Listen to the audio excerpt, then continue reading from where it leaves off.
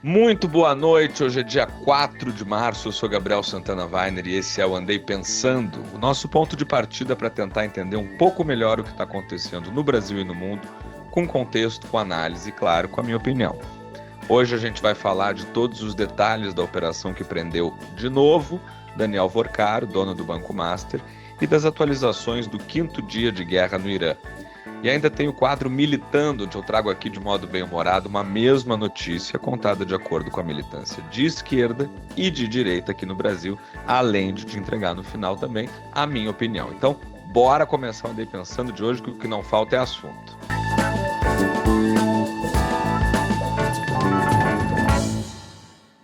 São incontáveis as vezes em que nos últimos 10 anos eu abri o jornal de manhã e pensei, bom, ok, agora acabou a República. Mas talvez todas as vezes anteriores em que esse pensamento me ocorreu tenham se tornado ingenuidade na manhã de hoje, quarta-feira. Porque a nova prisão de Daniel Vorcaro, dono do Banco Master, não é só mais um episódio de crime de colarinho branco. É uma dessas histórias que fazem a gente ler devagar, com muito nojo, como se cada linha fosse um teste de até onde esse país aguenta sem desmontar completamente por dentro. A Polícia Federal pediu a prisão preventiva de Daniel Vorcaro e o ministro André Mendonça determinou. No meio disso, a decisão não apenas descreve um quadro de crimes gravíssimos contra o sistema financeiro, crime de corrupção, lavagem de dinheiro, obstrução de justiça, como ainda traz um detalhe que em qualquer democracia que se respeite deveria acionar um alarme gigantesco institucional, porque o ministro Mendonça deu um puxão de orelha na Procuradoria-Geral da República.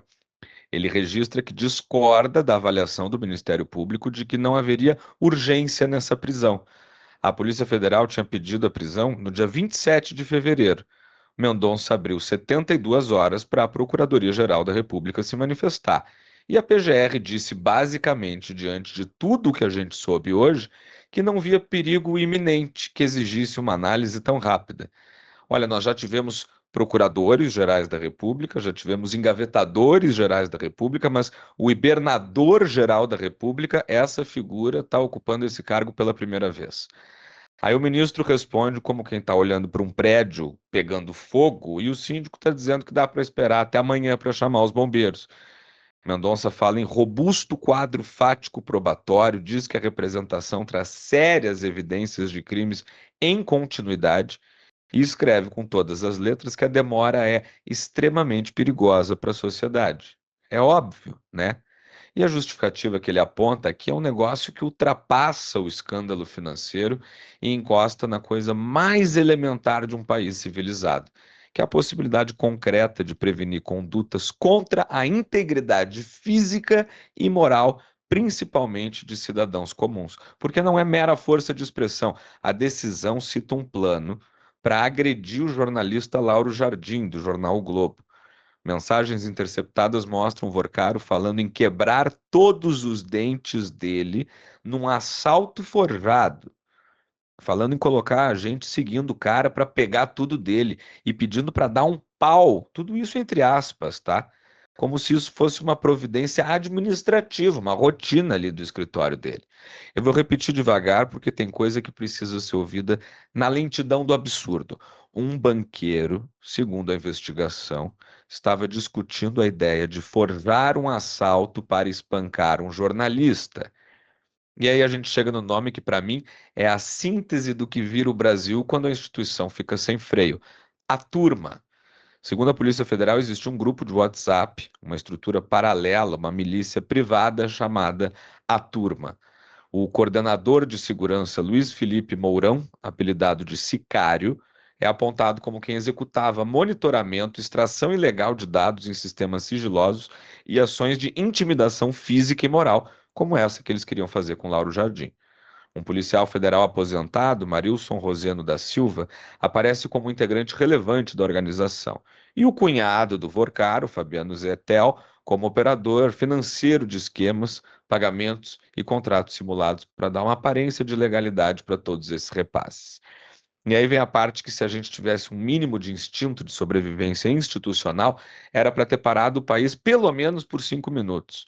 A investigação aponta que essa estrutura não ficou em consulta de Google, em fofoca de bastidor, em foto de Instagram. Ela teria invadido, inclusive, invadido, acessado e extraído dados de sistemas restritos, como sistemas da própria Polícia Federal, do Ministério Público Federal e até de organismos internacionais como a Interpol e o FBI.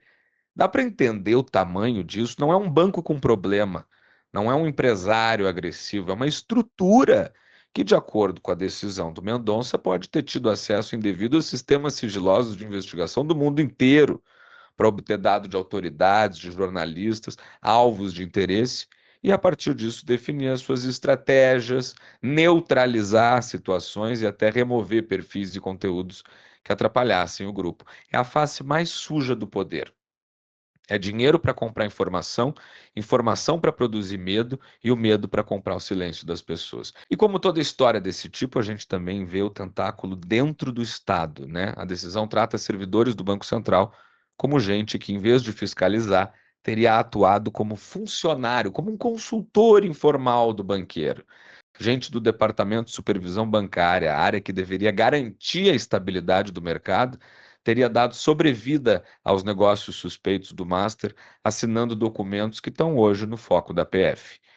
A defesa de Borcaro diz que ele jamais tentou obstruir o trabalho das autoridades ou da justiça. A defesa do cunhado diz que ele está à disposição, está tudo bem. A defesa existe para isso mesmo. Mas o que o país está lendo hoje não é um debate teórico sobre interpretação de provas, né? É a descrição de um ambiente em que um grupo privado teria se sentido autorizado a operar como se fosse uma polícia, um serviço secreto, um tribunal de rua, com o agravante, inclusive, de estar ancorado num banco. Então a pergunta que sobra não é só quem fez, é quem deixou fazer, quem normalizou, quem achou que dava para empurrar tudo isso com a barriga. Parte da resposta talvez tenha aparecido no domingo, na entrevista do presidente do PL, Valdemar Costa Neto, ao Canal Livre da Band. Num daqueles sincericídios que só o Valdemar consegue produzir, a gente falou ontem aqui, não andei pensando sobre esse assunto. Ele disse que senadores, inclusive o presidente do Senado, Davi Alcolumbre, teriam proposto a ele um acordo votar a dosimetria do 8 de janeiro, desde que a CPI do Banco Master fosse enterrada. Precisa de mais explicação do que isso? A outra parte da resposta talvez esteja no fato de que essas coisas escabrosas começaram a vir à tona com mais força justamente depois da mudança do relator do caso no Supremo. Não me parece uma coincidência particularmente convincente, né? Por isso que eu entendo o tom de Mendonça, quando ele escreve aquela frase em latim no final da decisão: Tempus fugit, o tempo foge. Não é uma firula, é um aviso. Porque quando o país começa a tratar como burocracia o risco de gente ser espancada, de investigação ser sabotada, de sistema sigiloso ser violado, aí o tempo não foge só para recuperar ativos bilionários, o tempo foge para recuperar a ideia de que a República ainda está no comando de si mesma. E o quinto dia de guerra entre Irã, Estados Unidos e Israel começa com uma constatação desconfortável, né? Guerra é igual CPI. Todo mundo sabe como começa, mas ninguém tem controle sobre como termina. Nessa quarta-feira, Israel iniciou uma nova onda de bombardeios sobre Teherã. Explosões foram registradas em diferentes pontos da capital iraniana. Ao mesmo tempo, o Irã respondeu com uma nova chuva de mísseis e drones contra Israel e contra países do Golfo, como o Catar e o Kuwait. Esses países, aliás, nem participam diretamente da guerra, né? Mas abrigam bases militares americanas. E numa guerra como essa, isso já é mais do que o suficiente para virar alvo. Em 5 dias, o conflito então se espalhou já por todo o Oriente Médio. Ataques atingiram também o Líbano, o Iraque, os Emirados Árabes. Israel abriu uma nova frente contra o Hezbollah no sul do Líbano e tropas já avançaram até a cidade de Qiyam, perto da fronteira. O balanço humano, como sempre, em toda guerra, já começa a assumir números que perdem o sentido, né? Mais de 1.000 mortos no Irã, segundo o Crescente Vermelho, que é a organização humanitária iraniana, civis mortos em Israel, no Líbano, no Kuwait, nos Emirados Árabes, soldados americanos mortos em ataques contra bases militares, e tudo isso em só 5 dias. Depois da morte do Ali Khamenei, o Irã precisa agora escolher um novo líder supremo. Essa decisão cabe à Assembleia dos Peritos, um conselho religioso com 88 ayatolás. Eles dizem estar perto de definir o sucessor. Mas Israel já avisou que quem quer que seja o sucessor também virá alvo. É um jeito de dizer, em outras palavras, né, apesar de negar isso publicamente, que a guerra pode estar só começando. O Irã, por sua vez, diz que não existe qualquer negociação possível nesse momento. Um clérigo iraniano foi à televisão e disse que derramar o sangue de israelenses e de Donald Trump é o que se exige dos muçulmanos devotos. Tá bom para vocês? A Guarda Revolucionária também ampliou os ataques no mar. Mais de 10 navios e petroleiros teriam sido alvejados desde o início da guerra. Agora, segundo comandantes iranianos, qualquer embarcação dos Estados Unidos ou do Reino Unido que transporte carga para Israel pode virar alvo. No meio disso tudo, existe um detalhe que faz o resto do planeta prender um pouco a respiração, né? O Irã bloqueou o Estreito de Hormuz. Por ali passa cerca de 20% de todo o petróleo consumido no mundo. Donald Trump disse que os Estados Unidos podem escoltar petroleiros para garantir o fluxo de energia. A Guarda Revolucionária Iraniana responde que tem controle total sobre a região. Então, é o tipo de diálogo que, em tempos de guerra, pode significar absolutamente qualquer coisa. E a Europa também começa a entrar em alerta, né? França, Grécia, Reino Unido já enviaram forças militares para a região, estacionadas ali na costa do Chipre, e o presidente francês, Emmanuel Macron, já falou em aumentar o arsenal nuclear francês como forma de dissuasão. Ao mesmo tempo, o primeiro-ministro da Espanha acusou Donald Trump de estar brincando de roleta russa com destino de milhões de pessoas. Trump respondeu ameaçando romper relações comerciais com o país. Isso mesmo. Ele falou em promover embargos contra a Espanha, só para a gente ter uma dimensão do mundo onde a gente está vivendo.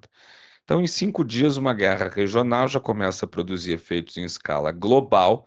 A gente ainda não tem ideia de quando esse horror acaba, mas uma coisa já está clara: quando o Oriente Médio começa a queimar desse jeito, o resto do mundo sempre acaba sentindo calor.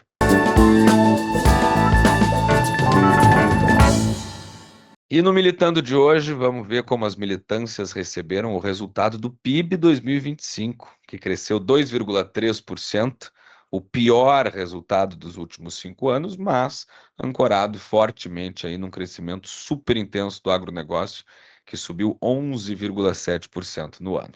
Olha aí, o PIB cresceu 2,3% em 2025, quinto ano seguido de crescimento, e ainda tem gente que diz que o país está quebrado. Consumo do governo crescendo, investimento crescendo, exportação crescendo, serviços crescendo, até com juro alto, né? Porque tem aí o Banco Central com essa Selic em 15%, e eles querem que o Brasil voe, como se a economia fosse um drone. Tudo subiu, então pronto, o país produz, o país exporta, o país segue maravilhoso. O problema é que tem gente torcendo contra o Brasil só para ganhar no debate do grupo de Zap. 2,3% de pibinho, meu patriota. É crescimento de quem está tentando correr com uma geladeira nas costas, né? É o menor número em 5 anos. No quarto trimestre teve um crescimento de 0,1%, país parado na plataforma, e os abobados dizendo que o trem já chegou. O Brasil só não afundou ainda mais porque o agro carregou o país nas costas. E o agro só cresceu porque teve na memória a lembrança do nosso grande Paulo Guedes. E enquanto muita gente em Brasília discute narrativa, tem um Brasil que acorda mesmo às 4 da manhã para olhar para o céu e ver se a safra vai sobreviver ao clima, ao frete e aos juros. E foi esse Brasil que mais uma vez segurou o país. O PIB só cresceu o que cresceu por causa da agropecuária, não dá para negar isso.